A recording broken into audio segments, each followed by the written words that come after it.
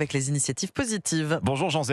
Bonjour Alexandre, bonjour Ambline. Ce matin, la sécurité alimentaire passe peut-être par les QR codes. Oui, d'ici à la fin 2027, les QR codes vont remplacer les bons vieux codes barres, 1974 quand même. On va pas non plus trop les codes barres regretter, ceux-là. Oui, les codes barres. Oui, oui. 1974. Voilà, donc le QR code, ce petit symbole disposé dans un carré sur fond blanc qu'il suffit de passer sous l'appareil photo de votre smartphone pour vous acheminer vers n'importe quelle information rapidement. Le menu d'un resto, les conditions d'utilisation d'un appareil, par exemple une carte interactive là où vous vous trouvez. Voilà, donc vous allez en entendre parler de ce QR code. Pourquoi ? Parce qu'en 2027, il remplacera donc ces codes barres sur les emballages des produits de consommation. Qu'est-ce qu'ils ont de plus que les codes barres justement ? Ils contiennent beaucoup, mais alors beaucoup plus d'informations. Certes, il y a le prix, mais encore heureux, mais il y a aussi la date de péremption, le numéro de lot. En cas de contamination d'une série de produits, par exemple, il peut être beaucoup plus rapidement ramené ou rappelé. La région de Nouvelle-Aquitaine a décidé de prendre les devants sur cette question. Elle a fait appel à une start-up basée à Poitiers, Philo Food. Sa solution s'appelle Foodie, F-O-O-D-H-E-A. Je ne sais pas pourquoi, c'est très compliqué. Ça ne s'improvise pas. Ça ne s'improvise pas, non. Avec son futur QR code,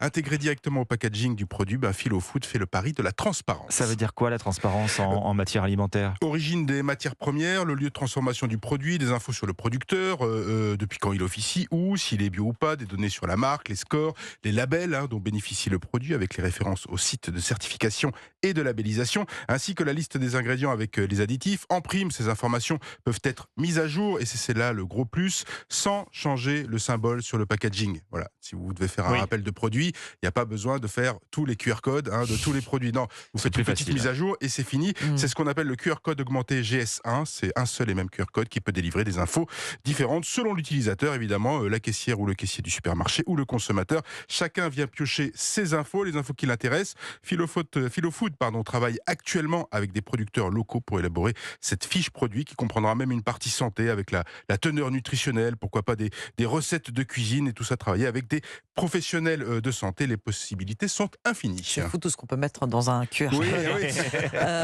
Sont-ils déjà en circulation d'ailleurs ceux-là ? Alors non, la solution est en cours de développement. On attend ici les premières fiches complètes Foodie d'ici à 2024, juillet 2024 à l'été, mais ça donne quand même une idée du futur de notre consommation. Les initiatives positives. Merci Jean Z. Merci à vous. À demain sur Europe 1. À demain. Europe 1 Bonjour, 5h, 7h. Alexandre Lemaire, Ambline Roche. Votre revue de presse internationale dans un instant. Ce sera juste après le journal permanent.